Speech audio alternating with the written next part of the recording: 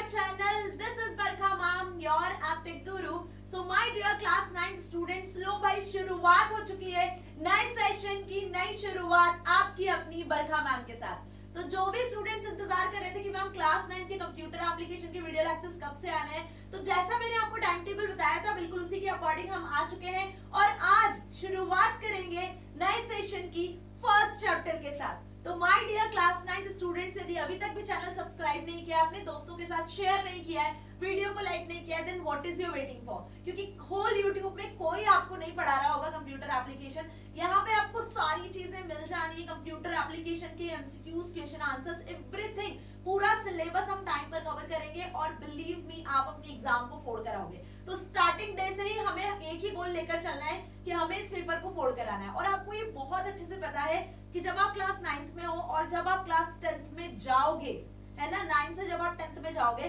तो ये computer application IT AI जो आपके सब्जेक्ट्स है, ये कितने ज्यादा स्कोरिंग स्कोपिंग है और कहीं ना कहीं इनका एक अलग ही वेटेज है। मींस कि बेस्ट ऑफ 5 में इनको काउंट नहीं किया जाता है, लेकिन आपके जो बेस्ट ऑफ 5 है उनमें यदि किसी सब्जेक्ट में मार्क्स आपके कम आते हैं तो ये बेसिकली उनके मार्क्स को ओवरकम करते हैं, रिप्लेस करते हैं, जिससे आपका परसेंटेज इंक्रीज होता है। तो आपको अपनी सब्जेक्ट की इंपॉर्टेंस तो पता है, जैसे मैं पहले भी बता चुकी हूँ। तो आप जितने भी स्टूडेंट्स हैं जिन्होंने सेशन 25-26 में 9th क्लास में कंप्यूटर एप्लीकेशन ऑप्ट किया है, मतलब उनके स्कूल में यदि आपको कंप्यूटर एप्लीकेशन मिला है, तो बेटा जी कंप्यूटर एप्लीकेशन की क्लासेस अब आपको अपनी बरखा मैम के चैनल पे मिल जानी है 100% फ्री ऑफ कॉस्ट, वो भी क्वालिटी एजुकेशन के साथ। ठीक है जी, तो करते हैं श्री गणेश आज के सेशन का क्लास 9th कंप्यूटर एप्लीकेशन के फर्स्ट चैप्टर के साथ। जैसे कि चैप्टर का नाम आपको अच्छे से पता है, क्या है चैप्टर का नाम है यहाँ पर कंप्यूटर सिस्टम। ठीक है, तो बेसिक्स ऑफ कंप्यूटर सिस्टम के साथ में शुरुआत करेंगे।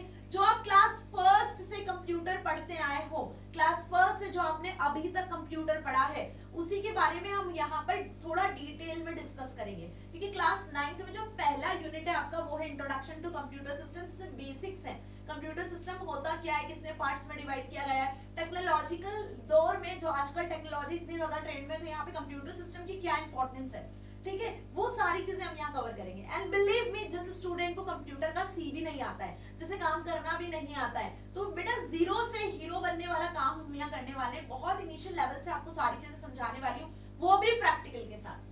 ठीक है, तो अब जब कंप्यूटर सिस्टम की बात आती है तो हमारे दिमाग में सबसे पहला क्वेश्चन ये आता है, जब भी कोई आपसे पूछता है कंप्यूटर के डेफिनेशन बता दो, है ना, या ये होता क्या है, तो हम जनरली क्या बताते हैं? हम जनरली यही बताते हैं कि computer system is an device, is an electronic device, और जो यूज किया जाता है गेम्स खेलने में, कैलकुलेशन में, है ना, और जो जो आप करते हो कंप्यूटर सिस्टम पे, जो काम आप करते हो, डॉक्यूमेंट बनाते हो, गेम्स खेलते हो, मूवीज देखते हो, एंटरटेनमेंट के लिए, प्रिंटिंग के लिए, तो हम जनरली इसके एप्लीकेशंस बताने लग जाते हैं, है ना जी। लेकिन आज के सेशन में मैं आपको बहुत बेसिक लेवल से डेफिनेशन, फीचर्स, एग्जांपल्स, ये सारी चीजें हम इस चैप्टर में कवर करेंगे और एक वीडियो में पूरा चैप्टर फिनिश करेंगे। मतलब इस एक वीडियो में आपको पूरा चैप्टर मिल जाएगा, और क्या चाहिए। ठीक है जी, तो आपका आज के इस एक वीडियो में पूरा कवर करवाने वाली है, तो स्टार्ट से लेकर एंड तक बने रहना है।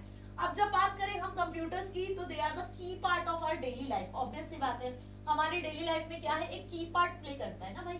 मतलब आप अगर आज देखो तो जितना आपके लिए खाना पीना जरूरी है, उतना ही हमारे लिए मोबाइल फोन टेक्नोलॉजी पर बेस्ड इलेक्ट्रॉनिक जो गैजेट्स है वो भी इंपॉर्टेंट है। जैसे बिना मोबाइल के तो हम जी नहीं सकते हैं। जी सकते हो क्या, बताओ? नहीं ना। तो मोबाइल भी हमारी जिंदगी का क्या बन चुका है, एक हिस्सा बन चुका है। वहीं लैपटॉप, पीसी, जो टेक्नोलॉजिकल बेस्ड जो डिवाइसेस है, वो कहीं ना कहीं हमारे लिए यूजफुल हो चुके हैं, इसेंशियल हो चुके हैं। हमारी लाइफ उस पर डिपेंड करती है क्योंकि हमारे सारे काम कन्वीनियंट हो चुके हैं। ठीक है जी, तो यदि हम बात करें कंप्यूटर का अपनी डेली लाइफ में, तो चाहे आप घर पे रहते हो, आप कहीं काम करते हो, आप as a employ, as a children, as a किसी भी एज पर्सन की बात कर लो, उसके लिए जो कंप्यूटर है वो बहुत इंपॉर्टेंट है। चाहे सिनेमास की बात कर लें, चाहे हम होटल्स की बात कर लें, हॉस्टल्स की बात कर लें, होम की बात कर लें, बिजनेस की बात कर लें, किसी भी फील्ड में आप देख लो, कंप्यूटर्स प्लेज इंपॉर्टेंट रोल, है ना जी। So in today's information age we rely on computers for storing, processing and sharing data. हम क्या करते हैं बेसिकली, हमें कंप्यूटर्स की, मोबाइल फोन्स की जरूरत क्यों पड़ती है? ताकि आप डेटा को प्रोसेस कर सकते हो, बल्क में डेटा को स्टोर कर सकते हो। आप कहीं भी घूमने जाते हो तो आप इमेजेस बना क्लिक करते हो, वीडियोस बनाते हो, तो भाई उसको स्टोर भी तो करना होता है। तो आपका जो मोबाइल डिवाइस है उसमें जो मेमोरी होती है, वहां पे वो सारी चीजें स्टोर हो जाती है।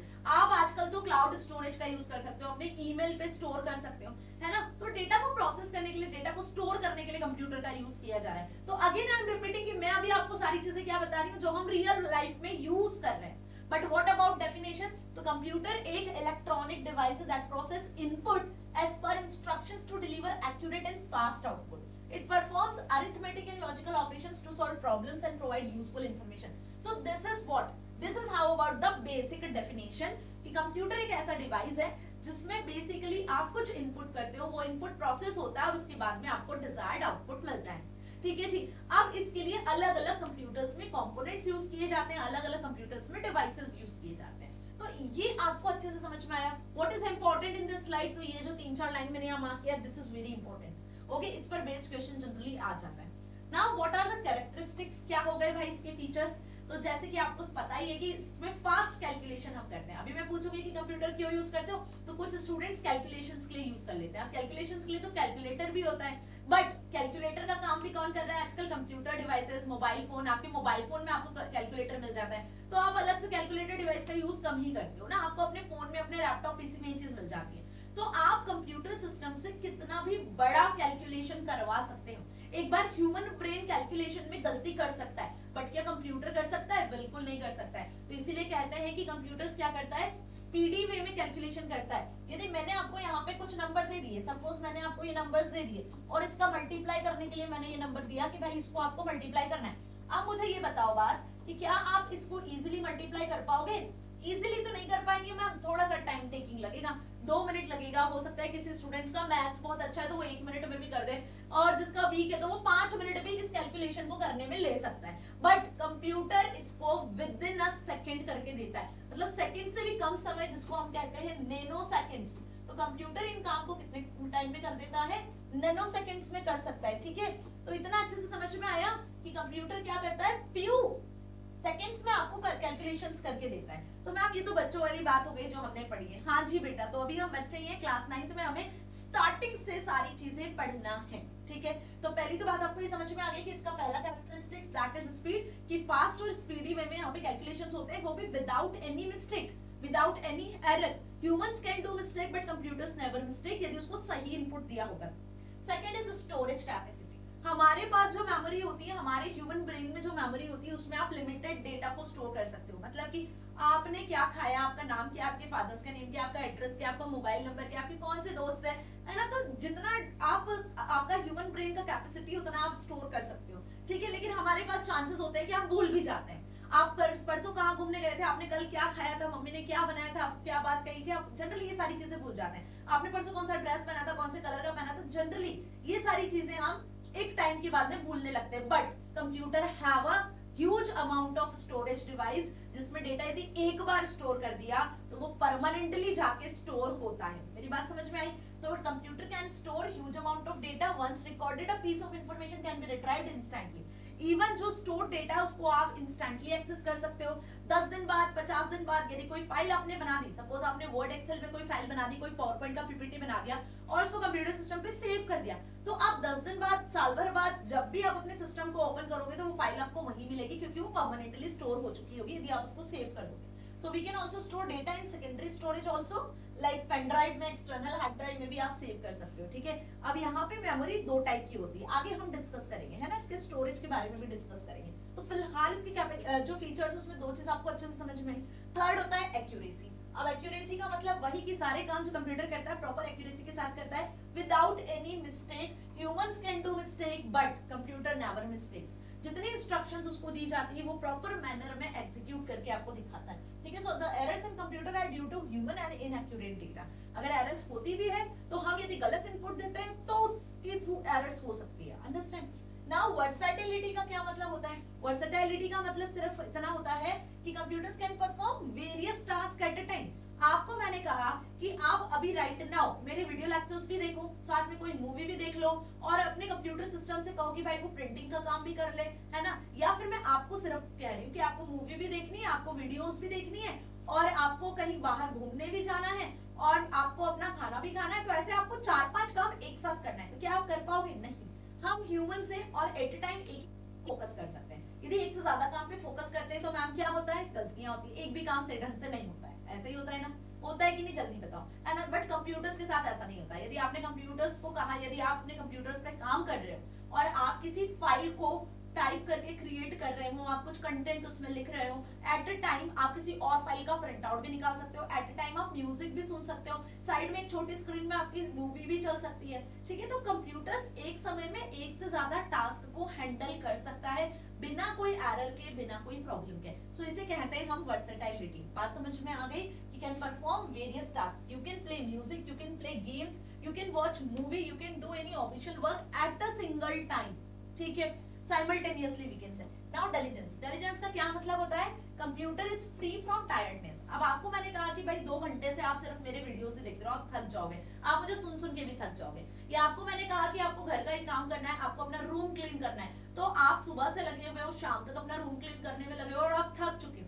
होता है जनरली, हम एक काम को कर करके थक जाते हैं, बट ह्यूमंस तो थक जाते हैं, लेकिन कंप्यूटर्स में कोई भी टायर्डनेस जैसी चीज नहीं होती। आप सुबह से चला लो कंप्यूटर मशीन को, रात तक चलाओ, 2 दिन चलाओ, 3 दिन चलाओ, रिफ्रेश करते रहो और चलाते रहो, वो कभी भी थकता नहीं है ना जी। तो वही लाइन यहाँ पे लिखी हुई है कि lake of concentration and fatigue and tiredness, ऐसा कोई भी कॉन्सेप्ट कंप्यूटर में नहीं होता है ना। So it can perform most boring, repetitive and monotonous task continuously. आप एक काम को करने में थक जाओगे, बोर करने लगोगे, है ना, आपको ऐसा लगेगा अरे यार क्या बोर हो रहा है, चलो कुछ दूसरा काम कर लेते हैं। बट कंप्यूटर्स के साथ ऐसा नहीं होता है। मोनोटोनस जो वर्क होते हैं आपके, जो रिपीटेटिव वर्क होते हैं, जो बोरिंग वर्क होते हैं, वो भी कंप्यूटर्स कंटिन्यूअसली करता है, ठीक है। तो आगे मेरी बात समझ में, वो भी बिना कोई एरर के। तो कंप्यूटर मशीन इंटेलिजेंस होती है, वर्सेटाइलिटी होती है, इसमें एक्यूरेसी होती है, इसकी स्पीड फास्ट होती है ना, और ऑटोमेटिक ऑपरेशन यहाँ पे परफॉर्म किए जा सकते हैं। अब ऑटोमेटिक ऑपरेशन की बात करें तो बेटा जी यहाँ पे एक बार कोई प्रोग्राम अपने कंप्यूटर में फीड कर दिया, तो उसके बाद आप उस प्रोग्राम को 1 बार, 2 बार, 10 बार, 50 बार, जितनी बार आपको रन करना है आप रन करके देख सकते हो। और एक प्रोसेस के बाद दूसरी प्रोसेस ऑटोमेटिकली यहाँ पे रन होती है। ऐसा नहीं होता है कि एक प्रोसेस आप रन करने के लिए प्रोसेसर को दे रहे हो, फिर दूसरी प्रोसेस के लिए भी आप बता रहे हो कि प्रोसेसर को ये रन करना है। प्रोसेसर को पता होता है कि एक प्रोसेस यदि उसके पास आई है तो दूसरी प्रोसेस उसको कब रन करनी है। प्रायोरिटी शेड्यूलिंग पहले से हो चुकी होती है प्रोसेसर में, और इसके लिए अलग अलग डिवाइसेस, अलग अलग कंपोनेंट्स, अलग अलग प्रोग्राम्स, इंस्ट्रक्शंस अंदर काम कर रहे होते हैं, ठीक है जी। तो वही लाइन यहाँ पे लिखी है कि एक के बाद एक प्रोसेस अपने आप एग्जीक्यूट होती है प्रोसेसर में, हमें बिल्कुल बताने की जरूरत नहीं होती है ना। ऐसा होता है कि सीपीयू ने सपोज प्रिंटिंग का काम करवा दिया प्रिंटर से, उसके बाद में आपका सिस्टम खाली बैठा है, ऐसा नहीं होता है। आप एट अ टाइम एक से ज्यादा काम कर सकते हो और प्रोसेसर सबको एग्जीक्यूट करता है। नाउ ओबीडियंस का क्या मतलब हुआ? It has the ability to take and store sequence of instructions, such sequence of instructions is called a program and it must be written in computer language. देखो, computer सिर्फ एक ही लैंग्वेज समझता है। हम जरूर हिंदी, इंग्लिश, गुजराती, पंजाबी, मराठी, दुनिया भर के लैंग्वेजेस हम समझ सकते हैं, सीख सकते हैं, फ्रेंच लैंग्वेज में भी बात कर सकते हो, but computer understands only one language. तो वो अपनी एक लैंग्वेज की ही बात सुनता है, उसी के अकॉर्डिंग अपने कोड को, प्रोग्राम्स को रन करता है, और वो लैंग्वेज होती है आपकी 0 and 1, that is binary language. तो अब आपको सारी कहानी अच्छे से समझ में आ गई इसके फीचर्स की, कि क्या क्या फीचर्स हो सकते हैं, ठीक है जी। अब एग्जाम में आए तो फीचर्स लिख दोगे। अब ऐसा तो नहीं होता है मैम कि जहां किसी चीज के बहुत सारे एडवांटेज होते हैं तो डिसएडवांटेज नहीं होते। बेटा जी, डिसएडवांटेज भी होते हैं, लिमिटेशन भी होते हैं। आप में भी कुछ कमियां होगी, मुझ में भी कुछ कमियां होगी, तो वैसे ही मशीन्स में भी कुछ ना कुछ प्रॉब्लम्स होती हैं, कुछ ना कुछ कमियां होती हैं। तो वैसे ही यदि हम कंप्यूटर एप्लीकेशन की बात करें तो यहाँ पर कंप्यूटर्स में भी क्या होता है, कुछ लिमिटेशंस होते हैं। जैसे पहले हम बात कर लें जीरो आईक्यू। कंप्यूटर एक मशीन है, उसके पास कोई आईक्यू लेवल नहीं होता जैसे कि ह्यूमंस के पास होता है। आप डिसीजन ले सकते हो, ठीक है, आपके पास आईक्यू लेवल है, आप सोच सकते हो, समझ सकते हो और कोई भी डिसीजन तक पहुंच सकते हो। बट कंप्यूटर में तो जैसा इनपुट दोगे वैसा वो काम करेगा। बात समझ में आई? तो यहाँ पे वही लाइन है कि it is lack of decision making ability. Computer में डिसीजन मेकिंग एबिलिटी अभी तक नहीं आई है। हाँ, हम एआई की दुनिया में जी रहे हैं, तो आप अलग अलग इनपुट्स के बेसिस पर जो एआई मशीन्स होती है उनको ये सजेस्ट कर सकते हो कि इसको क्या डिसीजन लेना है। मेरी बात समझ में आई? लेकिन जनरली जो कंप्यूटर्स होते हैं उनमें ये लैक होता है, ठीक है। वही बात करें, it does not learn anything from its past experience. But यदि हम एआई मशीन की बात करें तो इट कैन लर्न, है ना, पास्ट एक्सपीरियंस ही मशीन सीखती है। और वो पास्ट एक्सपीरियंस भी कैसे आते हैं मशीन के पास? वो पास्ट एक्सपीरियंस भी मशीन के पास आते हैं जब आप उसमें वैरायटी ऑफ इनपुट्स देते हो, ठीक है जी। तो बात समझ में आई? तो कंप्यूटर्स के ये लिमिटेशंस हो सकते हैं, लेकिन एआई इसको धीरे धीरे क्या कर रहा है, ओवरकम कर रहा है। आर्टिफिशियल इंटेलिजेंस की जब से शुरुआत हुई है तो वहां मशीन्स को इंटेलिजेंट बनाने की कोशिश की जा रही है, बिल्कुल ह्यूमंस की तरह। जैसे ह्यूमन सोचते हैं, जैसे ह्यूमन डिसीजन लेते हैं, जैसे ह्यूमन बिहेव करते हैं, मशीन को उस तरीके से ट्रेन किया जा रहा है, ठीक है। बात समझ में आई? लेकिन अभी भी इसमें बहुत सारी कमियां हैं, अभी भी पूरी तरीके से आप ह्यूमन की तरह मशीन नहीं बना पाए हो। हाँ, रोबोट्स वगैरह आप डिजाइन करते हो, लेकिन उसमें भी अभी इमोशनल इंटेलिजेंस की कमी है ना जी। बात समझ में आ रही है? तो वही लाइन यहाँ पे लिखी है कि नो फीलिंग्स, कंप्यूटर में कोई फीलिंग्स नहीं होती है, computer does not have feelings, emotions, taste of knowledge और एक्सपीरियंस।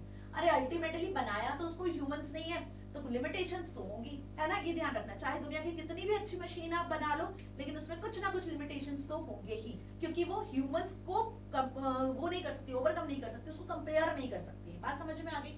चलिए, तो इतना अच्छे से समझ में आ गया है क्या आपको लिमिटेशन लिखकर आनी है, क्या आपको फीचर्स लिखकर आने हैं, यदि एग्जाम में क्वेश्चन आता है तो।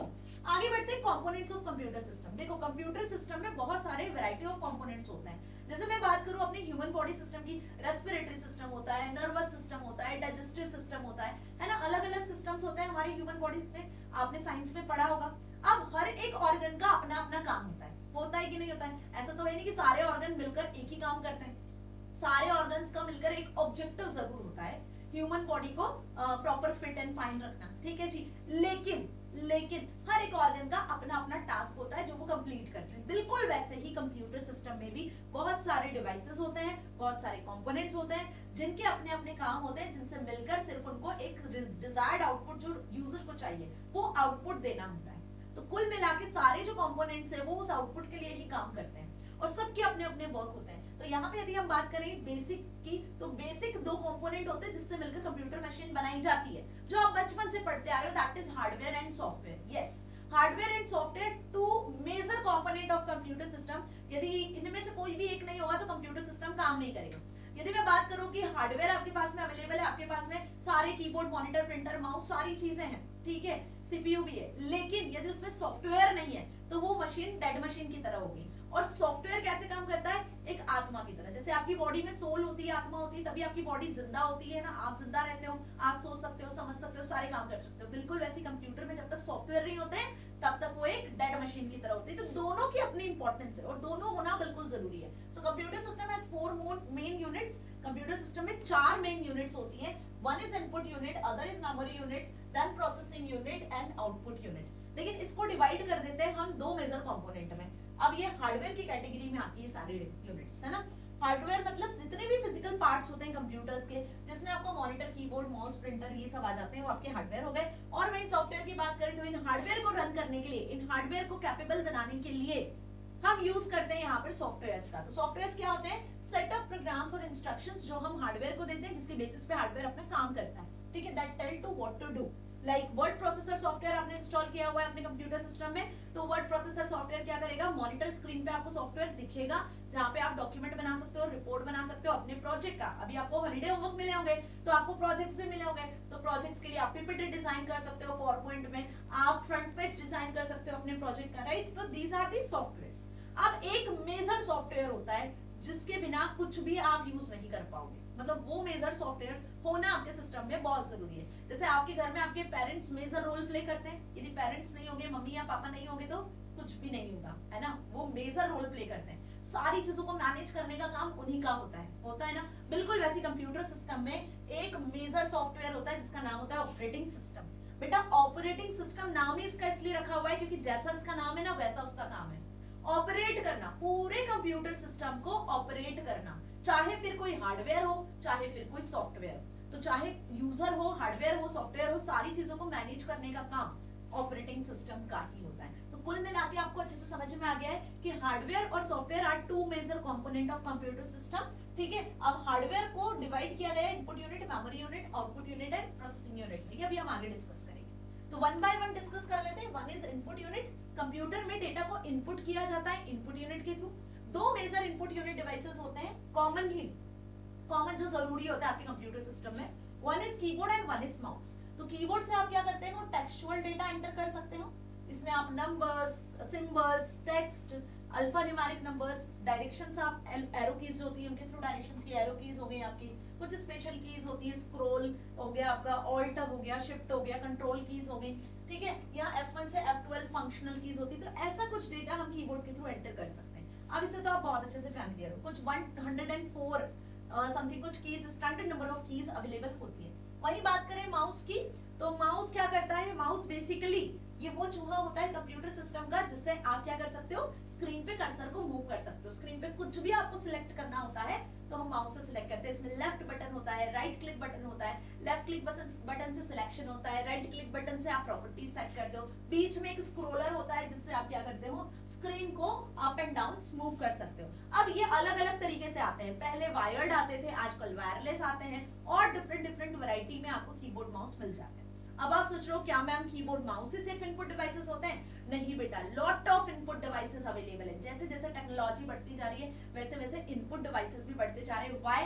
बिकॉज पहले सिर्फ टेक्सचुअल डेटा को ही इनपुट किया जाता था, लेकिन आजकल audio, video, graphics, textual data, voice format में डेटा, इवन बायोमेट्रिक सेंसर्स के फॉर्मेट में भी हम डेटा को इनपुट करते हैं या नहीं करते? बताओ। आप अपना आधार कार्ड बनवाने जाते हो तो वहां पे आपकी रेटिना स्कैन होती है, आपकी फिंगरप्रिंट्स को स्कैन किया जाता है, तो वो भी एज अ डेटा ही आपके कंप्यूटर सिस्टम में जाता है। तो मेरी बात समझ में आ रही है? जितने टाइप की वैरायटी ऑफ डेटा होता है उतने टाइप का उतना वैरायटी ऑफ इनपुट डिवाइसेस होता है। ठीक है जी। तो यहाँ पे मैं बात कर लूं MICR, OCR, बारकोड रीडर, आपका कीबोर्ड, माउस, जॉयस्टिक, ये जो लाइट पेन आप देख रहे हो, ये सारे डिवाइसेस जो है ये क्या कहलाते हैं? आपके इनपुट डिवाइसेस कहलाते हैं। ठीक है। अब इसके बारे में ज्यादा हमें डिटेल में पढ़ना नहीं है। जो भी डेटा आप इनपुट करते हो वो यहाँ से तो ह्यूमन अंडरस्टैंडेबल फॉर्मेट में जाता है, लेकिन अंदर जाके मशीन अंडरस्टैंडेबल फॉर्मेट में कन्वर्ट हो जाता है। तो इनपुट यूनिट का काम होता है डेटा इंस्ट्रक्शंस को यूजर से लेना और मशीन अंडरस्टैंडेबल फॉर्मेट में कन्वर्ट करके मशीन को समझाना। ठीक है, ताकि मशीन उसको प्रोसेस कर सके। अब जो भी डेटा कीबोर्ड से, माउस से या किसी भी पर्टिकुलर इनपुट डिवाइस से पहुंचता है कहां तक? सिस्टम तक। तो सिस्टम में होता है एक प्रोसेसिंग डिवाइस जो डेटा को प्रोसेस कर रहा होता है। तो प्रोसेसिंग डिवाइस में सबसे टॉप पे जिस डिवाइस का नाम आता है वो क्या है? जल्दी बताओ। सीपीयू है। CPU means central processing unit. ठीक है। अब कितने बच्चे इसको जो कंट्रोल प्रोसेसिंग यूनिट बोलते हैं, तो बेटा ये कंट्रोल प्रोसेसिंग यूनिट नहीं होता है, it is central processing unit. याद रखना, जैसे किसी भी ऑर्गेनाइजेशन में यदि उसकी बहुत सारी ब्रांचेस होती हैं तो एक मेन ब्रांच होती है, एक सेंट्रल ब्रांच होती है जहां से सारी ब्रांचेस को क्या किया जाता है? मैनेज किया जाता है। बिल्कुल वैसे ही सीपीयू को हम सेंट्रल प्रोसेसिंग यूनिट कहते हैं। एक्चुअल में ये एक कैबिनेट जैसा आपको दिखता है, उसको सीपीयू कहते हैं, लेकिन इसके अंदर लगा होता है एक प्रोसेसर जो आपके बहुत सारे काम को बहुत आसान बनाता है। ठीक है। एक्चुअल में जितने भी काम होते हैं कंप्यूटर सिस्टम में, जितने टास्क एग्जीक्यूट होते हैं, जितनी प्रोसेस एग्जीक्यूट होती है, वो सब इसी प्रोसेसर के थ्रू होती है। अब यहाँ पे डिफरेंट डिफरेंट वैरायटी के प्रोसेसर्स अवेलेबल है, जैसे इंटेल के, पेंटियम की हम बात कर ले, राइजन के जो AMD है उनकी बात कर ले। तो ऐसे आप देख सकते हो कि मार्केट में यदि आप खरीदने जाते हो ना कंप्यूटर सिस्टम, तो आपसे पूछा जाता है कि आप कौन से प्रोसेसर का सिस्टम लेना चाहते हो। आप लैपटॉप परचेस करते हो तो वहां भी पूछा जाता है कि आपको राइजन बेस्ड चाहिए या इंटेल बेस्ड चाहिए। आई बात समझ में? एक्चुअली पूरा खेलना जो है इस प्रोसेसर का ही होता है। तो most important device of computer is known as CPU, जिसको आप बचपन से पढ़ते आ रहे हो। मैम कहते हैं ब्रेन ऑफ कंप्यूटर, है ना। जैसे ह्यूमन बॉडी में हमारा जो ब्रेन होता है नर्वस सिस्टम में, राइट, तो वो ब्रेन कैसे आपको बताता है कि आपको क्या करना है, आपको क्या नहीं करना, आपको सिग्नल्स देता है। ठीक है। अब हमारे जितने भी ह्यूमन बॉडी में जितने ऑर्गन्स होते हैं उनको सिग्नल्स प्रोवाइड करता है। Understand this thing? बिल्कुल वैसे ही जितने भी डिवाइसेस कंप्यूटर सिस्टम में कनेक्टेड होते हैं उनको सिग्नल्स प्रोवाइड करने का काम होता है सीपीयू का। That's why we can say it is a brain of computer. ठीक है। So it is consistence of thin layers of thousands of transistors. आखिर ये जो प्रोसेसर है ये बना किससे होता है? तो बेटा यहाँ पे ना छोटे छोटे ट्रांजिस्टर्स लगे होते हैं। आप ध्यान से देखोगे ना तो इस पर्टिकुलर माइक्रो प्रोसेसर चिप पर, इसको आप एक चिप की तरह समझ सकते हो, इसमें बहुत सारे ट्रांजिस्टर्स लगे होते हैं, थाउजेंड्स ऑफ, आजकल तो मिलियंस में ट्रांजिस्टर्स के साथ में बनते हैं प्रोसेसर। तब तो वो इतना फास्ट स्पीड में कैलकुलेशन कर पाते हैं, इतना फास्ट टास्क को परफॉर्म कर पाते हैं। ठीक है। तो ट्रांजिस्टर्स से मिलकर क्या बनते हैं? सीपीयू प्रोसेसर्स बनते हैं, है ना। और this transistor receives a set of input and process output. Transistors hold a key role in functioning of CPU and they make computer able to count and perform logical operation which is called process. तो अब बात की जाए तो ma'am CPU एक processing device, CPU के अंदर लगा होता है ऐसा एक माइक्रो प्रोसेसर, एक चिप की तरह होता है जिसमें बहुत सारे मिलियंस में ट्रांजिस्टर्स लगे होते हैं, और यही ट्रांजिस्टर्स हैं जो कि स्पीड को फास्ट करते हैं, जो कि टास्क को एग्जीक्यूट करते हैं, जो एक्चुअल में प्रोसेसिंग का काम करते हैं। ठीक है जी। तो leading CPU manufacturers for PCs in the world are Intel, AMD and VR technologies. ठीक है। अब यदि मैं बात करूं एक जनरेशन की, यदि हम इंटेल AMD के जनरेशंस की बात कर ले तो 1971 में पहला, आप देख सकते हैं यहाँ in November 1971 Intel publicity introduce the world's first single chip, ठीक है, माइक्रो प्रोसेसर्स द इंटेल 4004। ठीक है, ये बात समझ में आ गई। कि 1971 में पहली सिंगल चिप को इंट्रोड्यूस किया गया था माइक्रो प्रोसेसर की, Intel core, Intel dual core, नाम तो सुना होगा आपने, 4004। इसके अलावा फिर 1971 से आप देखो ईयर बाय ईयर नई नई जनरेशन के प्रोसेसर मार्केट में आते हैं।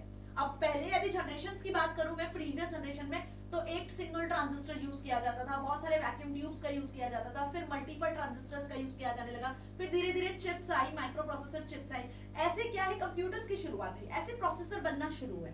आज मिलियन बिलियंस में ट्रांजिस्टर्स एक प्रोसेसर में लगे होते हैं, समझ में आ रहा है? तो सोचो वो कितना हाई स्पीड से काम करता होगा, है ना जी। तो यहाँ पे देखो बहुत सारे जो आपके प्रोसेसर्स हैं उनके नाम लिखे हुए हैं, जैसे AMD Ryzen 7, Ryzen 5, Intel Core i9, i5, i7 आपने नाम सुना ही होगा, है ना। AMD Ryzen i9 7960 मॉडल है। और ये आपका मोबाइल प्रोसेसर भी होता है, आजकल तो हर डिवाइस में प्रोसेसर लगा होता है, चाहे आप एसी ले लो, आप कूलर ले लो, आप फ्रिज ले लो, है ना, आप स्मार्ट वॉच ले लो, कुछ भी ले लो, छोटे से छोटे इलेक्ट्रिक डिवाइस में भी छोटी सी चिप लगी होती है जिसको प्रोसेसर कहते हैं, जो प्रोसेसिंग का काम करता है। अब इनके फीचर्स भी यहाँ पे लिखे हुए हैं, ठीक है। तो आप देखो यहाँ पर जो आपके AMD और इंटेल के जो प्रोसेसर्स होते हैं उनमें कैश मेमोरी साथ में आती है, तो कैश मेमोरी अपने आप में वेरी एक्सपेंसिव होती है और फास्ट मेमोरी होती है ना। आजकल प्रोसेसर के साथ भी इनबिल्ट आती है। अब कैश मेमोरी होता क्या है, दिमाग में क्वेश्चन तो आ रहा होगा, बताओ आएंगे अभी हम, है ना। देखो लेक्चर थोड़ा सा लेंदी होगा पर पूरा चैप्टर में आज के सेशन में कवर करूंगा, तो आपको स्टार्ट से लेकर एंड तक तो बने रहना, ठीक है जी। यदि चाहते हो कि ये चैप्टर अच्छे से क्लियर हो जाए, क्रिस्टल क्लियर हो जाए, चीजें जितनी आपको पता है वो तो ठीक है, जो नहीं पता है वो भी आपको पता चलती है ना। चलो अब बात कर ले प्रोसेसिंग चार इंपॉर्टेंट फंक्शंस की। यदि आपसे किसी ने पूछा कि सीपीयू के फंक्शंस क्या है ये बताओ, तो आप एक पल के लिए सोचोगे, आपको तो सिर्फ इतना ही पता है कि प्रोसेसिंग करता है, बट प्रोसेसिंग के अलावा भी उसके बहुत सारे काम होते हैं, जैसे कि डेटा को फेच करना, to fetch the instructions from memory. भाई मेमोरी में डेटा जाके पहले स्टोर होता है, तो मेमोरी से डेटा को फेच करना, फिर उसके बाद में उसको डिकोड करना इंस्ट्रक्शन को, ताकि वो एग्जीक्यूट हो सके, और फिर एग्जीक्यूट करने के लिए इंस्ट्रक्शंस को देना फर्दर, और इसी के साथ राइट बैक द रिजल्ट, मतलब जो भी रिजल्ट जनरेट हुआ है उसको आउटपुट यूनिट तक पहुंचाना। अब आपको ये लाइन समझ में नहीं आई होगी, इसको मैं एक स्ट्रक्चर से समझाती हूं तो आपको क्रिस्टल क्लियर हो। देखो होता क्या है कि सीपीयू के ये चार फंक्शन, ये सीपीयू है ना। अब सीपीयू के पास में चार फंक्शंस होते हैं, क्या होते हैं? पहला काम तो होता है भाई जो भी इनपुट यूनिट है वहां से जो भी आप इनपुट करते हो, फॉर एग्जांपल मैंने लिखा 2+3 है ना, कीबोर्ड के थ्रू, ये कीबोर्ड है, इस कीबोर्ड से मैंने 2+3 एंटर किया।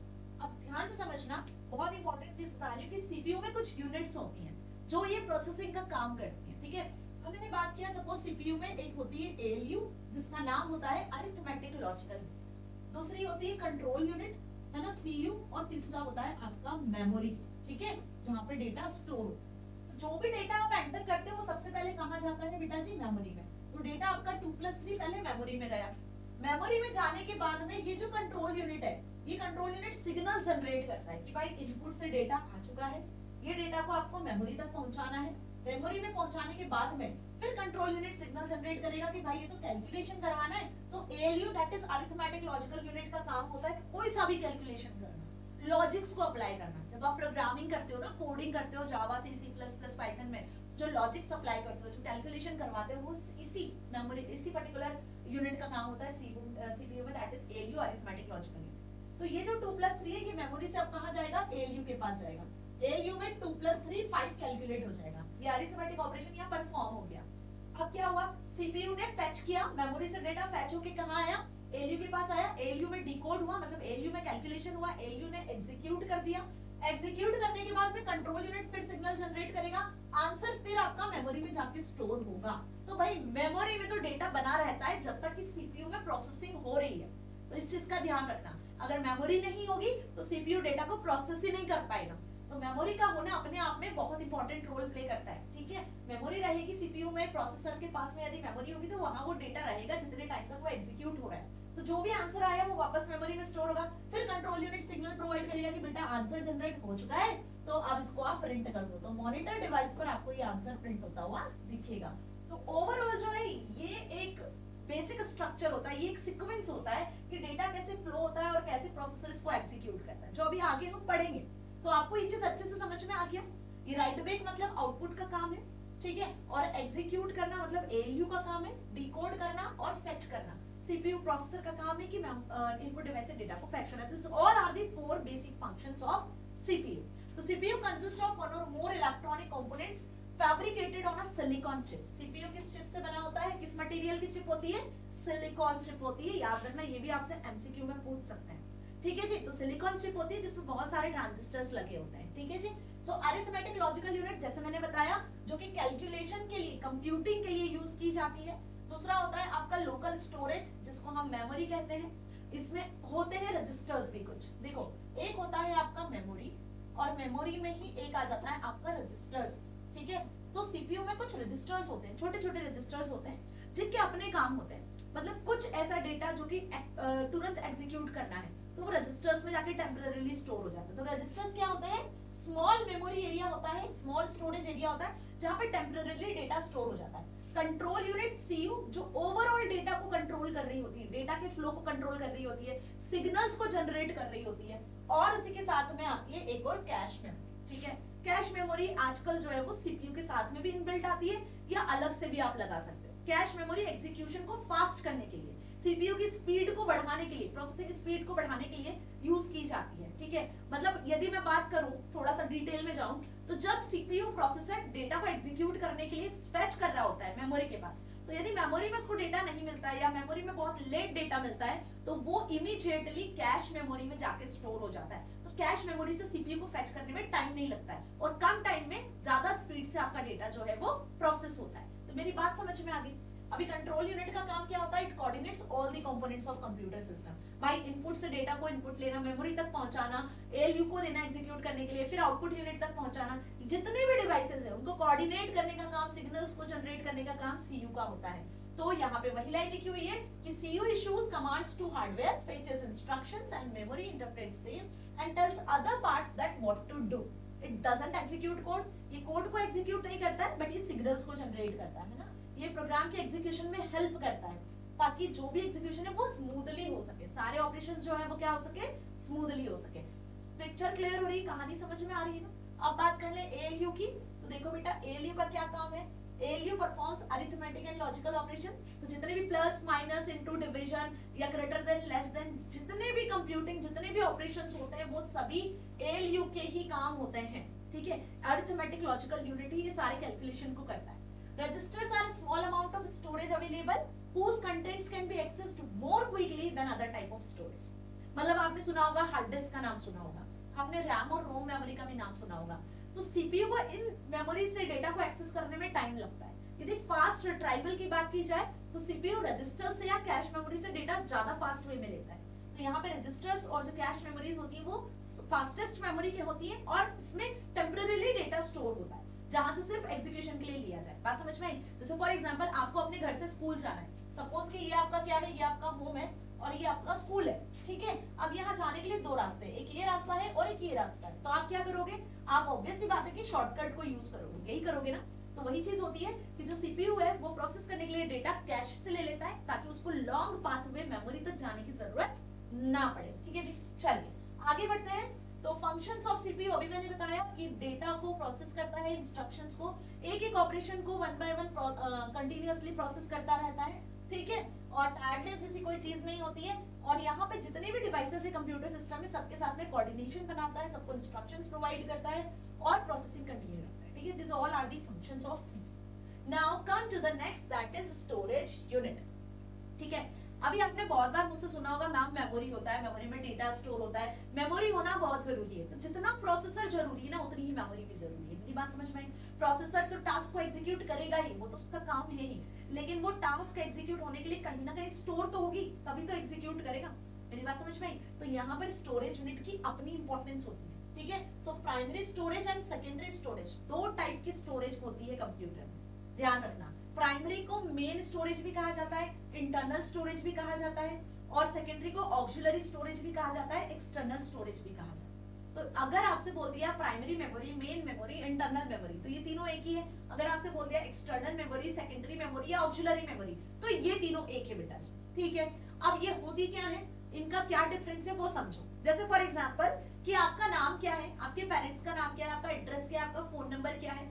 ठीक है, ये कुछ जो इन्फॉर्मेशन है वो परमानेंटली आपको याद होती है। कभी ऐसा सुना है कि आपने भूला हो, या आपको आज आपका नाम याद है, आप कल अपना नाम भूल गए हो। मेमोरी लॉस वाला अलग केस होता है, बट ऐसा नहीं होता ना। जनरली हर एक पर्सन को अपनी पर्सनल इन्फॉर्मेशन तो याद रहती ही है, क्यों? क्योंकि वो आपकी ब्रेन में एक ऐसी जगह जाके स्टोर होती है, एक ऐसी मेमोरी में स्टोर होती है जहां पे इंफॉर्मेशन परमानेंटली स्टोर होती है। वहीं आपने 10 दिन पहले क्या खाया था, आपने 10 दिन पहले कौन से कपड़े पहने थे, आप 10 दिन पहले या 20 दिन पहले कहाँ घूमने गए थे, तो 10 दिन की छोड़ो, आपको 2 दिन 4 दिन पहले का भी याद नहीं रहता है।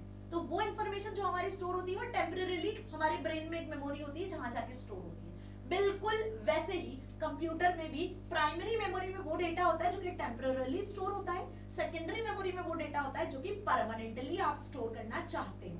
ठीक है, तो अभी डिफरेंस तो क्लियर हो गया।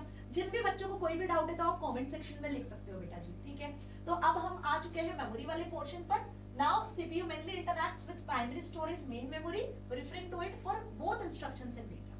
अब CPU जिस मेमोरी के साथ में कम्युनिकेट करता है डेटा इंस्ट्रक्शंस को एग्जीक्यूट करने के लिए, वो मेन मेमोरी होती है। सेकेंडरी मेमोरी से कभी भी CPU इंटरैक्ट नहीं करता है, ध्यान रखना। CPU को जब डेटा चाहिए होता है प्रोसेसिंग के लिए, तो वो किस मेमोरी से डेटा को एक्सेप्ट करता है? Main memory, that is primary memory. तो हम ऐसा कह सकते हैं कि प्राइमरी मेमोरी जो है वो क्या होती है? CPU से डायरेक्टली इंटरैक्ट होती है, but secondary memory directly interact नहीं होती, वो इनडायरेक्टली पहले सेकेंडरी से मेन मेमोरी में जाएगा डेटा, फिर सीपीयू में पहुंचेगा। मेरी बात समझ में आ गई अच्छे से? कि यहाँ पे सपोज 2 मेमोरी है आपके पास में, एक है आपकी मेन मेमोरी और एक है यहाँ पे सेकेंडरी मेमोरी, ध्यान से समझना। ठीक है, और ये है आपका प्रोसेसर सीपीयू। ठीक है, यहाँ पे प्रोसेसर लगा हुआ है, मतलब एलयू यूनिट जो प्रोसेस करती है। तो जब सीपीयू को प्रोसेसिंग के लिए डेटा चाहिए होगा तो मेन मेमोरी से लेगा वो, ठीक है, ना कि सेकेंडरी मेमोरी से। ये कम्युनिकेशन कभी भी नहीं होता है। यदि उसको कुछ डेटा चाहिए तो सेकेंडरी से पहले मेन मेमोरी में जाएगा, फिर मेन मेमोरी से सीपीयू के पास आएगा। ओके, तो CPU directly communicate with main memory. ठीक है जी। अब यहाँ पे बात कर ले हम बूटिंग प्रोसेस।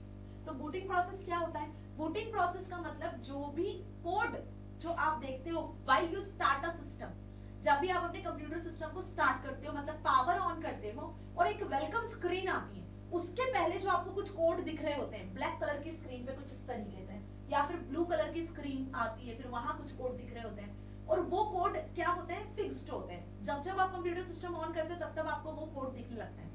इसका मतलब होता है कि आपका सिस्टम इनिशियली बूट अप होता है। इनिशियली एक प्रोसेस होती है कंप्यूटर सिस्टम में जो रन होती है, जिसको कहते हैं हम booting process, which means self starting. System क्या हो रहा है? सेल्फ स्टार्ट हो रहा होता है। जितने डिवाइसेस सिस्टम से कनेक्टेड है वो सब चेक हो रहे होते हैं। It is a process in which your computer gets initialized, कि आपका कंप्यूटर में जितने डिवाइसेस है, जितने सॉफ्टवेयर है, जितने हार्डवेयर सब रेडी है कि नहीं काम करने के लिए, वो चेक होता है। It includes initialising all hardware components and gets them work together and load your default operating system. तो एक्चुअल में देखा जाए तो बूटिंग प्रोसेस में क्या लोड होता है बेटा जी? ऑपरेटिंग सिस्टम लोड होता है, ध्यान रखना। ठीक है, जब भी सिस्टम आप स्टार्ट करते हो तो पहली प्रोसेस जो रन होती है वो बूटिंग प्रोसेस। बूटिंग प्रोसेस में क्या होता है? ऑपरेटिंग सिस्टम लोड होता है। ऑपरेटिंग सिस्टम का काम क्या होता है? सारे डिवाइसेस को ऑपरेट करना, चाहे वो हार्डवेयर हो चाहे वो सॉफ्टवेयर हो। ठीक है, अब ये बूटिंग प्रोसेस का सीक्वेंस क्या होता है? कभी आपने सोचा है? नहीं सोचा होगा, है ना। बूटिंग प्रोसेस चल रही होती है तो हम सोचते हैं कि कब खत्म होगी ये प्रोसेस, जल्दी से सिस्टम स्टार्ट हो जाए। इसका एक सीक्वेंस होता है, वो सीक्वेंस ये है, एग्जाम में आ सकता है, सो गेट रेडी फॉर दिस। सबसे पहले आपको सीपीयू का या मेन स्विच जो है आपका पावर बटन, उसको ऑन करना होगा। जैसे सीपीयू का स्विच ऑन करोगे, पावर बटन ऑन करोगे, CPU pins are reset and registers are set to specific value. मतलब सीपीयू के अंदर जितनी भी पिन्स होगी, जो प्रोसेसर होगा, वो रीसेट हो जाएंगे। वो सेट हो जाएंगे क्योंकि अब जो है उनको काम मिलना है, अब वो प्रोसेसिंग में लगने वाले हैं। ठीक है, CPU jump to address of BIOS. अब सीपीयू जो है, जो प्रोसेसर है, वो बायोस पे जाता है, मतलब बेसिक इनपुट आउटपुट सिस्टम। ये वो प्रोग्राम होता है, जितने भी इनपुट आउटपुट डिवाइसेस आपके सिस्टम से कनेक्टेड है, कीबोर्ड, मॉनिटर, प्रिंटर, स्कैनर, जितने भी कनेक्टेड है, उनकी चेकिंग यहाँ पर हो रही होती है। Then BIOS run power on self test. BIOS run करता है फिर पावर ऑन सेल्फ टेस्ट, जिसमें ये चेक किया जाता है कि भाई जितने भी इनपुट आउटपुट डिवाइसेस हैं वो सभी ऑन है कि नहीं, वो सभी एक्टिव है कि नहीं। तो ये पावर ऑन सेल्फ टेस्ट में जो कंप्यूटर है वो अपने जितने भी डिवाइसेस हैं उन सभी को टेस्ट करता है, चेक करता है, फिर मास्टर बूट रिकॉर्ड को रन किया जाता है। Then primary boot loader runs from master boot record and jumps to the secondary boot loader. तो एक बार यदि प्राइमरी डिवाइसेस चेक हो गए, रैम रोम की चेकिंग होगी, सारी चीजें चेक हो गया, तो फिर सेकेंडरी डिवाइसेस को चेक किया जाता है, मतलब हार्ड ड्राइव वगैरह, सेकेंडरी बूट स्ट्रैप लोडर को रन किया जाता है। देन इसके बाद में फिर आपका ऑपरेटिंग सिस्टम लोड हो जाता है, और इसके बाद आपके सामने वो वेलकम स्क्रीन दिखती है और आपका सिस्टम स्टार्ट हो जाता है, और सबसे पहले स्क्रीन डेस्कटॉप स्क्रीन आपको दिखने लगती है। तो these all are the steps of what? Steps of booting sequence. तो अभी एग्जाम में आ गया बूटिंग प्रोसेस क्या होती है, और ये सीक्वेंस पूछ लिया तो आप लिख कर आ सकते हो। Again I am telling this कि ये जो इन्फॉर्मेशन होती है, ये जितना आपको जो दिख रहा होता है बूटिंग प्रोसेस है, बायोस सेटअप वगैरह, ये सब कहाँ स्टोर होता है? ये सब स्टोर होता है एक मेमोरी में जिसको हम कहते हैं रोम। क्या कहते हैं? ROM, that is read only memory. ठीक है, अभी हम इसके बारे में डिस्कस करेंगे। क्लियर? चलिए, so the unit holds that data instructions that are different types of memory which are used for different purpose. So memory divided into two categories. मेमोरी कितनी कैटेगरीज में डिवाइडेड है? दो। ध्यान से समझना, यहाँ पे मैं आपको डायग्राम बताकर बता रही हूँ। Memory is divided into two categories. So first is primary memory, जिसे आप मेन मेमोरी कह रहे हो, and second is secondary memory. ठीक है, अब प्राइमरी मेमोरी होती है टू टाइप्स की, one is RAM and other is ROM. ध्यान रखना, ठीक है। यदि मैं रैम की बात करूं तो रैम फिर डिवाइडेड होती है, यहाँ पर आपकी दो मेन रैम टाइप होती है, दैट इज एसरैम एंड डीरैम। और यदि हम रोम की बात करें तो रोम भी फिर डिवाइडेड होती है, one is P ROM, then EP ROM, then EEP ROM. हम डिटेल में डिस्कस करने वाले हैं, है ना, ये क्वेश्चंस आते हैं। और यदि हम सेकेंडरी मेमोरी की बात करें, सेकेंडरी मेमोरी में आपका हार्ड डिस्क आ जाता है, ठीक है, पेन ड्राइव जो आप यूज करते हैं वो, सीडी डीवीडीज जो आप यूज करते हो वो सब सेकेंडरी स्टोरेज में आ जाता है। तो मेन जो आपको याद रखना है वो प्राइमरी स्टोरेज याद रखना है कि रैम और रोम में डिवाइडेड होता है। अब जो बूटिंग प्रोसेस होती है वो इस रोम में, रीड ओनली मेमोरी में स्टोर होती है। और रैम दो टाइप की मेमोरी होती है, रैम रोम तीन टाइप की मेमोरी होती है। ठीक है, ये एक एक्चुअल में देखा जाए तो ये क्लासिफिकेशन डायग्राम है जो मैंने आपको यहाँ बनाकर बताया है। तो आप डिस्कस कर लें हम प्राइमरी मेमोरी में, तो RAM that is random access memory and ROM that is read only memory, दो टाइप की प्राइमरी मेमोरी होती है। It is needed for computer for working, मतलब आपका जो कंप्यूटर काम कर रहा है वो बेसिकली प्राइमरी मेमोरी के बेसिस पर ही काम कर रहा है। मतलब प्राइमरी मेमोरी में एक रैम और एक रोम है, रोम में बूटिंग प्रोसेस स्टोर है, मतलब ऑपरेटिंग सिस्टम लोड होगा वहां पर, और रैम जितनी फाइल्स आप क्रिएट करते हो, वर्ड, एक्सेल, पावरपॉइंट, कोई म्यूजिक फाइल, व्हाटएवर जो भी आप डाउनलोड करते हो, जो फाइल आप क्रिएट करते हो, वो डेटा जाके स्टोर कहाँ होता है? टेम्परेरीली वो स्टोर होता है रैम में। ठीक है जी, तो इतनी बात अच्छे से समझ में आ गई है ना। अब डिस्कस कर लेते हैं वन बाय वन एक एक मेमोरीज को। तो रैम मतलब रैंडम एक्सेस मेमोरी, ये मेन वर्किंग मेमोरी होती है जिससे सीपीयू इंटरैक्ट करता है। सीपीयू डायरेक्टली जहां से डेटा उठाता है वो रैम होती है। It uses this memory for storing input, currently running software programs and result of processing etcetera. It is also called read write memory as data can be read and written on it. बहुत important line है जो ध्यान रखना है कि RAM को हम read write memory भी कहते हैं। मतलब रैम में डेटा स्टोर भी होता है, रैम से डेटा आप डिलीट भी कर सकते हो। जो भी फाइल आप बना रहे हो वो टेम्परेरीली रैम में है ना। जैसे ही आपकी फाइल कंप्लीट हो जाती है, आप उसको सेव नहीं करते तो वो रैम से डिलीट भी हो जाती है। समझ में आई बात? तो टेम्परेरीली डेटा वहां पे रीड भी होता है और वहां से टेम्परेरीली डेटा राइट भी होता है। So it contents are accessible only as long as computer is switched on. जब तक आपका कंप्यूटर स्विच ऑन है तब तक आपका डेटा कहां पे रहेगा? रैम में रहेगा। ठीक है, जैसे ही आपने फाइल को सेव किया तो वो सेकेंडरी मेमोरी में जाएगा परमानेंटली स्टोर होने के लिए। और सेव नहीं करते हो, पावर ऑफ हो जाता है तो वो डेटा आपका लॉस्ट हो जाता है। कभी कभी होता है ना ऐसा कि आप कोई फाइल बना रहे हो और सडनली लाइट चली गई, पावर कट हो गया, तो आप जो फाइल बना रहे थे वो फाइल का डेटा उड़ जाता है। जब वापस से लाइट आती है, आप ऑन करते हो तो फाइल आपको नहीं मिलती, वो डेटा आपको नहीं मिलता है। व्हाई? क्योंकि उसे आपने सेव नहीं किया होता है। दूसरी चीज, वो डेटा आपका कहाँ रहता है? रैम में रहता है, रैंडम एक्सेस मेमोरी में। ठीक है, तो रैंडम एक्सेस मेमोरी में से डेटा डिलीट हो जाता है, इसीलिए इसको कहते हैं हम वॉलेटाइल मेमोरी। याद रखना, ये भी आपसे कभी कभी पूछ लेते हैं, क्या कहते हैं इसे हम? Volatile memory. वॉलेटाइल जहां से डेटा डिलीट हो जाता है। ठीक है जी। अब रोम जो होती है वो नॉन वॉलेटाइल मेमोरी होती है। रोम क्या होती है? नॉन वॉलेटाइल होती है। Why it is non volatile memory? Suppose आपने सिस्टम स्टार्ट किया, बूटिंग प्रोसेस चल रही है, अब लाइट चली गई, बूटिंग प्रोसेस चलते चलते फिर से लाइट आएगी तो फिर से बूटिंग प्रोसेस स्टार्ट हो जाएगी। वो डेटा डिलीट नहीं होता है, वो सिर्फ आप रीड कर सकते हो। तो इसलिए रोम को कहते हो आप नॉन वॉलेटाइल मेमोरी। आप सिस्टम का कैबिनेट कभी खोलकर देखना, सीपीयू का मदरबोर्ड में आपको इस तरीके की मेमोरी दिखेगी, इसी को कहते हैं बेटा जी रैम। समझ में आई बात? चलो, रैम कितने टाइप की होती है? डी रैम, एस रैम और एस डी रैम। इसके अलावा आर डी रैम और डीडीआर रैम। अभी आप सोच रहे होंगे मैम आपने तो दो ही टाइप की रैम बताई थी, S RAM and D RAM. Yes, S RAM and D RAM ये दो टाइप की होती है, लेकिन टेक्नोलॉजी एडवांसमेंट के साथ साथ इन दो रैम्स को और फर्दर डिवाइड कर दिया गया है। मतलब रैम तो ये दो टाइप की, लेकिन इनमें और फीचर्स को ऐड कर दिया गया है। इनकी स्पीड फास्ट कर दी गई है जिससे कि आप अलग अलग टाइप की रैम को देख पाओगे। तो बेसिकली यदि हम डी रैम की बात करें तो इसका नाम होता है डायनेमिक रैम, और एस रैम की बात करें तो इसका नाम होता है स्टैटिक रैम। अगेन जैसे इसके नाम है वैसे इनके काम है। ठीक है जी। तो as the name suggest, this memory gets refreshed periodically. Dynamic RAM है तो ये पीरियोडिकली क्या होती है, रिफ्रेश होती है, क्योंकि इसमें ट्रांजिस्टर्स और कैपेसिटर्स दोनों लगे होते हैं और कैपेसिटर्स को रिफ्रेशमेंट की जरूरत पड़ती है ना। So this form of memory is less expensive, slower then static RAM. तो ध्यान रखना क्यों इसको रिफ्रेश करने की जरूरत पड़ती है, क्योंकि इसमें कैपेसिटर्स लगे होते हैं। अब स्टैटिक रैम की बात करें तो ये फ्लिप फ्लॉप से मिलकर बनती है ना, ट्रांजिस्टर्स भी होते हैं बट साथ में फ्लिप फ्लॉप्स होते हैं, तो यहाँ पे रिफ्रेशमेंट की जरूरत नहीं पड़ती है। लेकिन ये मेमोरी जो है वो फास्टर होती है एज वेल एज एक्सपेंसिव भी होती है। ठीक है, बात समझ में आई। So it is often used as cache memory for the CPU. CPU में जैसे मैंने नाम बताया था अभी आपको कैश मेमोरी का, तो एसरैम को ही एज ए कैश मेमोरी भी कभी-कभी सीपीयू यूज करता है। ठीक है, नाउ एसडी-रैम की बात करें, सिंक्रोनस डेटा रैम। अब देखो एसडी-रैम का क्या फुल फॉर्म है यहाँ पे, synchronous data RAM. It can run at faster speed than DRAM. ये रैम क्या होती है, डी-रैम से ज्यादा फास्ट स्पीड में काम करती है ना। मतलब यहाँ पे जो प्रोसेसर का क्लॉक साइकिल होता है वो ज्यादा होता है, प्रोसेसर जो है वो ज्यादा स्पीडली इस मेमोरी को एक्सेस कर सकता है। ठीक है, चलिए आगे बढ़ते हैं, आरडी रैम की तरफ आते हैं। It is a type of RAM made by रैम्बस technology. मैंने क्या बताया कि ये कुछ टेक्नोलॉजी पर डिफर करती है, सिर्फ इनका जो एक्सेस रेट है वो फास्टर हो जाता है, तो ये रैम्बस टेक्नोलॉजी पर बेस्ड है ना। Now typical SDRAM can transfer data at speeds up to 133 megahertz. जो डेटा ट्रांसफर रेट होता है सीपीयू और मेमोरी के बीच में वो मेगाहर्ट्ज में होता है, तो ये ज्यादा फास्टर रेट में जो है डेटा को ट्रांसफर करती है। क्लियर। अगर हम डीडी-रैम की बात करें, डीडीआर की, तो ये लेटेस्ट है, ये आजकल आपको देखने को मिलेगी डीडीआर रैम। जनरली आपको जो नए नए लेटेस्ट सीपीयूज में जो रैम लगी होती है वो यही लगी रहती है। DDR RAM is based on SDRAM architecture. It utilizes the clock signal differently to transfer twice the data in the same amount of time. बात समझ में आई? It achieves greater bandwidth than preceding single data rate transferring data on rising and falling edges of clock signals. मतलब clock signals, यदि जो clock signal समझते हो, CPU के पास में एक क्लॉक होती है, ठीक है, यदि वो क्लॉक सिग्नल्स में कुछ भी डाउनफॉल होता है, यदि वो क्लॉक सिग्नल्स वीक होने लगते हैं, तो बेसिकली ये रैम उसको संभाल लेती है।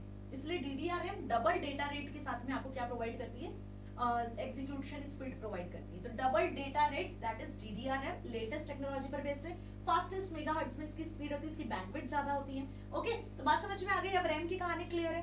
तो रैम कितनी हो गई, SD RAM, S RAM, D RAM, RD RAM और आपका DDR RAM. Clear. Now cache memory की बात करें तो कैश मेमोरी क्या होती है, एक डिफरेंट टाइप की मेमोरी होती है रैम ही है ये भी, लेकिन ये रैम से ज्यादा फास्ट होती है। तो a type of fast SRAM located in near the CPU. CPU पे जस्ट माउंटेड होती है एक रैम, तो वो आपकी कैश ही होती है। ठीक है, और अलग से भी कैश मेमोरी आती है, या फिर आजकल जो लेटेस्ट प्रोसेसर्स आ रहे हैं उनमें सीपीयू पर माउंटेड आती है cache memory, which stores frequently used instructions to speed up program execution। देखो प्रोग्राम एग्जीक्यूशन को स्पीड अप करने के लिए हम कैश मेमोरी का यूज करते हैं। It reduces the need of access slower RAM.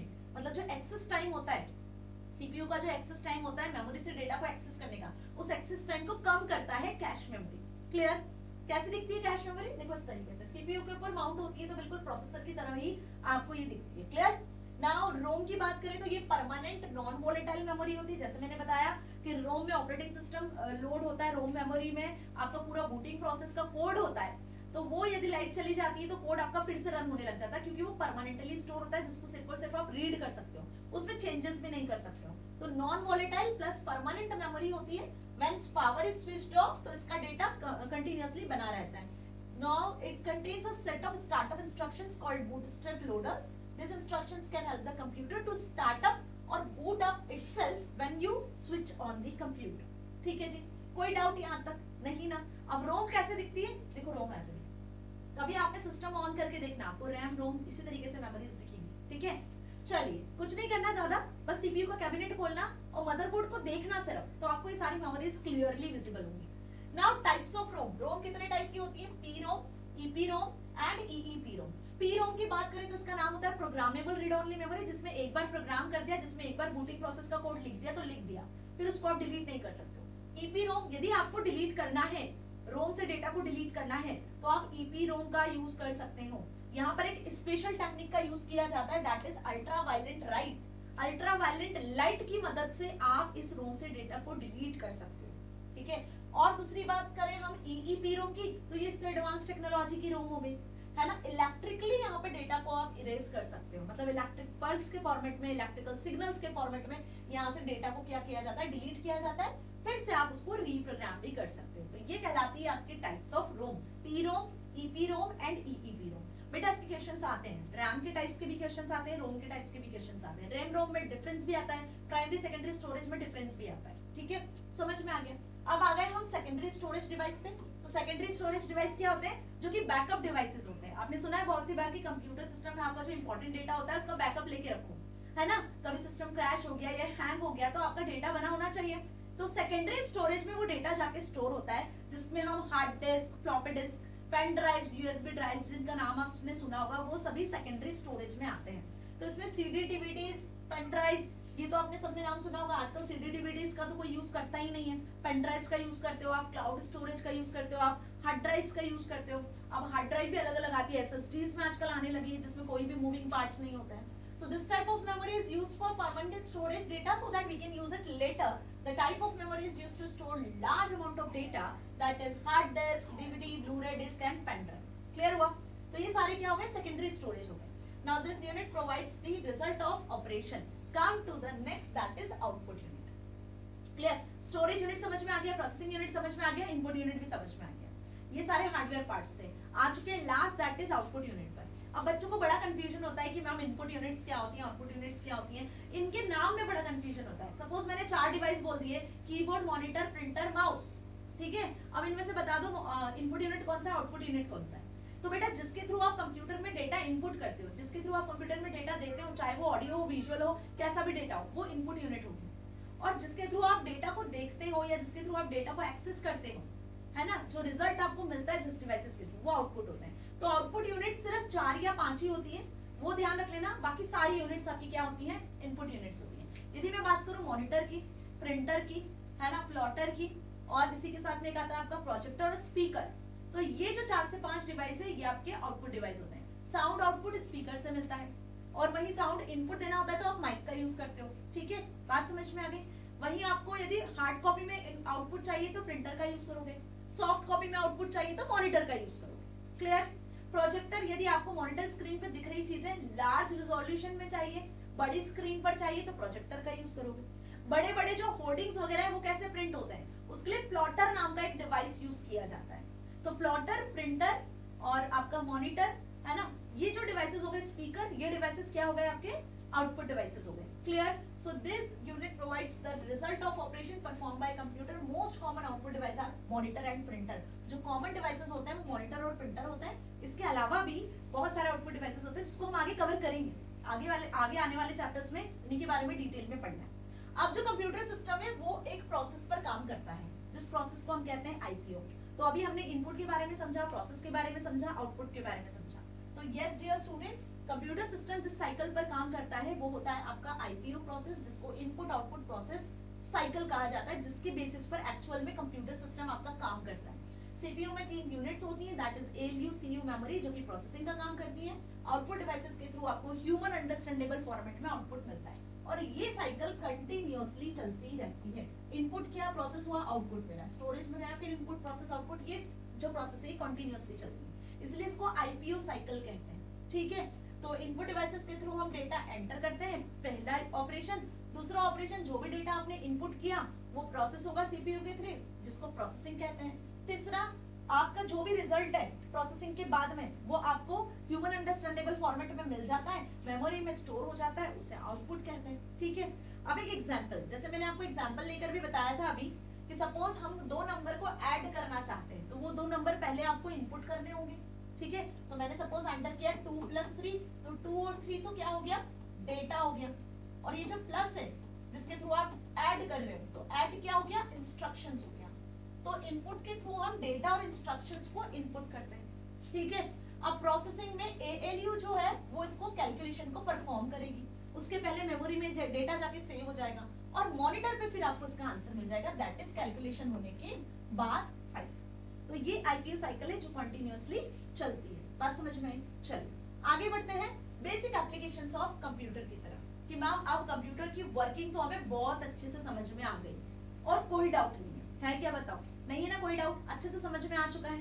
अब इसके यूजेस कहाँ कहाँ हो रहे हैं, तो बेटा ये तो आप बहुत अच्छे से जानते हो क्योंकि जनरली आपसे पूछा जाता है कि कंप्यूटर के एप्लीकेशंस क्या है, यूजेस क्या है, तो वो तो हम जल्दी जल्दी बता देंगे मैम। गेम्स खेलने में यूज करते हैं, एजुकेशन में यूज करते हैं, एग्रीकल्चर में यूज होता है, बहुत सारी जगह बिजनेस में यूज होता है, ऑफिस में यूज होता है, हर जगह कंप्यूटर यूज होता है। कंप्यूटर की ही दुनिया है जहां हम जी रहे हैं, है ना जी। तो एजुकेशन में यूज होता है, टीचिंग लर्निंग प्रोसेसेस में, बिजनेस में यूज होता है, डॉक्यूमेंट्स, बिल्स, अकाउंट्स वगैरह जनरेट करने में, प्रोडक्टिविटी, प्रॉफिटेबिलिटी बढ़ाने में, हेल्थ केयर मेडिसिन में यूज किया जाता है, मेडिकल हिस्ट्री को ट्रैक करने के लिए, पेशेंट रिकॉर्ड, डॉक्टर के रिकॉर्ड्स को मेंटेन करने के लिए, है ना, सेल्स को मेंटेन करने के लिए, क्लियर, और अपॉइंटमेंट्स वगैरह के लिए यूज किया जाता है, रिसर्च और साइंस एंड इंजीनियरिंग में इसका यूज किया जाता है, ठीक है, कैड डिजाइनिंग में, वेदर फोरकास्टिंग में, एयरक्राफ्ट सिमुलेशन में। अब ये सब चीजें तो क्लियर है ना। कम्युनिकेशन में यूज करते हो, social media is the best example of this. Email करने में, text, voice, audio, video, chatting, global communication में इसका यूज किया जाता है। नेक्स्ट, ये कुछ एग्जांपल्स मैंने यहाँ पे लगाए हुए हैं एंड होपफुली आपको समझ में आ रहे होंगे। लॉ इन्फोर्समेंट में, मैन्युफैक्चरिंग में, बिजनेस में, मिलिट्री में, health medicine, office, communication, science, research, engineering. ATM में भी एक तरीके से देखा जाए तो स्मॉल सा डिवाइस ही लगा होता है। एजुकेशन में, एंटरटेनमेंट में, गेम्स, मूवीज वगैरह प्ले करने में। बैंक में देखते हो आप, बिना कंप्यूटर के तो बैंक वाले अकाउंट ही क्रिएट नहीं करते। सारी इन्फॉर्मेशन है जो उनके कंप्यूटर्स में होती है, अपनी अपनी बैंकिंग एप्लीकेशंस होती हैं। तो आपको कस्टमर का अकाउंट क्रिएट करना है, एटीएम से कैश विड्रॉल करवाना है, ई बैंकिंग करना है, तो कंप्यूटर की जरूरत है। रिक्रिएशन एंड एंटरटेनमेंट, ऑब्वियस सी बात है, आजकल तो 3D मूवीज वगैरह आप देखते हो, है ना। और इसी के साथ में आप देखते हो जो गेम्स वगैरह आप प्ले करते हो, जैसे कि मैं पबजी की बात कर लूं तो उसके लिए जरूरी है। ग्राफिक्स को क्रिएट करने के लिए, उसमें स्पेशल इफेक्ट डालने के लिए, एनिमेशन मूवीज के लिए इसका यूज किया जाता है। मिलिट्री की बात करें तो मिलिट्री में भी यूज किया जाता है, जो आजकल ड्रोन्स होते हैं, मिसाइल्स होती है। अभी आप सुन ही रहे हो, इंडिया पाकिस्तान का वॉर चल रहा है, वॉर ही बोल सकते हैं एक तरीके से। कितने सारे ड्रोन से, कितनी सारी मिसाइल्स है जो तहस नहस मचा के रखा हुआ, मतलब हर जगह आप देखो इंडिया पाकिस्तान वॉर ने कहीं ना कहीं तहलका मचा के रखा हुआ है पूरे पहलगाम अटैक के बाद में। तो वहां भी क्या हो रहा है, कहीं ना कहीं टेक्नोलॉजी ही यूज हो रही है ना जी। तो यहाँ पर सबमरीन्स जो होती हैं और आपका जो डिफेंस डिपार्टमेंट होता है, वहां पे इसका यूज किया जाता है। ऑफिसेज में जो मेनली आपके डॉक्यूमेंट्स होते हैं, सैलरी बनानी है एम्प्लॉइज की, ठीक है, और जो भी डॉक्यूमेंट्स आपको प्रिपेयर करने हैं, रिपोर्ट्स प्रिपेयर करनी है, तो वहां यूज किया जाता है। मैन्युफैक्चरिंग की बात करें तो प्रोडक्ट का डिजाइन आजकल कंप्यूटर पे बनता है ना। और वही क्या क्या मटेरियल्स आपको चाहिए, कौन सा प्रोडक्ट डिजाइन हो रहा है, प्रोडक्ट की इन्फॉर्मेशन को स्टोर करना है, सारी चीजें आपकी वहां भी यूज होती है। नाउ लॉ इन्फोर्समेंट की बात करें तो ट्रैफिक वायलेशन, आपने देखा आजकल आप यदि सिग्नल्स को ब्रेक कर लेते हो, मतलब यदि आप रेड ग्रीन लाइट होती है और रेड लाइट पे रुकते नहीं हो, तो ट्रैफिक जो वहाँ कैमरा लगा रहता है वो बेसिकली ट्रैक कर लेता है आपको, और आपके पास में एक प्रिंटेड जो है कंप्लेंट आ जाती है। देखा है ना ये चीज। तो ट्रैफिक वायलेशन में, ट्रैक क्रिमिनल्स में, डीएनए, फिंगरप्रिंट मैचिंग, तो यहाँ पे बेसिकली लॉ इन्फोर्समेंट में हम इसका यूज करते हैं, ठीक है जी। तो अब आ गए हम इस चैप्टर के आखिरी टॉपिक पर, और इसी के साथ में इस चैप्टर को यहाँ पर खत्म करेंगे। तो अब आशा करती हूँ होपफुली आपको पूरा चैप्टर बहुत बहुत बहुत अच्छे से समझ में आ भी गया होगा, कोई भी डाउट नहीं होंगे, है ना जी। चलो, कॉन्वर्जेंस ऑफ टेक्नोलॉजी की बात की जाए तो अब इसका एक बेस्ट एग्जांपल देती हूँ। जैसे सपोज कि 90s की बात करती हूँ मैं, उस टाइम पे रेडियो चलता था कि नहीं। उस टाइम पे टेलीविजन भी थी, ब्लैक एंड व्हाइट टेलीविजन हुआ करता था, आजकल कलर टेलीविजन भी आने लगी, आजकल तो गूगल स्मार्ट टीवी आने लगी। पहले न्यूज़पेपर तो आज भी चलता है, हालांकि न्यूज़पेपर से सिर्फ आपको न्यूज मिलती थी, रेडियो से सिर्फ आप जो भी सॉन्ग्स है या जो इन्फॉर्मेशन है, दूरदर्शन जैसे जो समाचार वगैरह है वो आपको मिलते थे, राइट। अब वही बात करूं मैं यदि कैलकुलेटर की, तो कैलकुलेटर में आप कैलकुलेशन करवा सकते थे। लेकिन जब से टेक्नोलॉजी का कॉन्वर्जेंस स्टार्ट हुआ है ना, मतलब टेक्नोलॉजी का कॉन्वर्जेंस, मतलब यदि मैं बात करूं एक मोबाइल डिवाइस की, तो आप देखो मोबाइल डिवाइस में इंटरनेट की मदद से आप न्यूज़पेपर में लिखे हुए जो न्यूज है उसको भी देख सकते हो, आप रेडियो का भी अपने मोबाइल फोन में यूज कर सकते हो, आप टीवी को भी हॉटस्टार, नेटफ्लिक्स, जिसके भी थ्रू आप देखते हो, जो भी आप टीवी सीरियल्स मूवीज वगैरह देखते हो, वो आप सब अपने मोबाइल फोन में देख सकते हो। इवन आप बड़े बड़े कैलकुलेटर ऐप भी इसमें मिल जाती है जिसमें आप कैलकुलेशन कर सकते हो। तो ये जितनी भी टेक्नोलॉजी पर बेस्ड चीजें थी जो पहले इंडिविजुअली काम कर रही थी, आप उसको मर्ज कर दिया है, और आप लैपटॉप, मोबाइल फोन, पीसी जो डिवाइसेस होते हैं वहां पे आप इन सभी को एक साथ अलग अलग एप्लीकेशंस के थ्रू एक्सेस कर सकते हैं। So this is how based on convergence of technology, it is a fact which can hardly denied to computers have considerably changed the life of human beings. Computers ने क्या किया, हमारी life को कैसे बदला, हमारी लाइफ को कैसे इतना कन्वीनियंट बना दिया है कि एक छोटा सा मोबाइल फोन हमारी जिंदगी का हिस्सा बन चुका है ना जी। So that us majority of us cannot imagine life without them. तो majority of persons है जो इसके बिना अपनी लाइफ को नहीं assume ही नहीं कर सकते। So they play a vital role in every field of our work. तो तो यहाँ पे यदि हम बात करें तो मीडिया कंटेंट, कम्युनिकेशन, नेटवर्क, जो भी आपको सर्च करना होता है वो सब चीजें आपको एक छोटे से डिवाइस में मिल जाती है। तो इंफॉर्मेशन और कम्युनिकेशन टेक्नोलॉजी का मर्जिंग क्या कहलाता है? आपका ICT, that is information and communication technology. ठीक है, तो convergence of technology fully depend करता है आपके इंटरनेट पर, जिसमें आप एक डिवाइस में दुनिया भर के डिवाइसेस को एक्सेस कर सकते हो, दुनिया भर की सर्विसेज को आप अपने एक डिवाइस में एक्सेस कर सकते हो। क्लियर? चलिए, तो इसी के साथ में इस धमाकेदार सेशन को यहाँ पे एंड करती हूँ एंड होपफुली आपको पूरा चैप्टर क्रिस्टल क्लियर हो चुका है।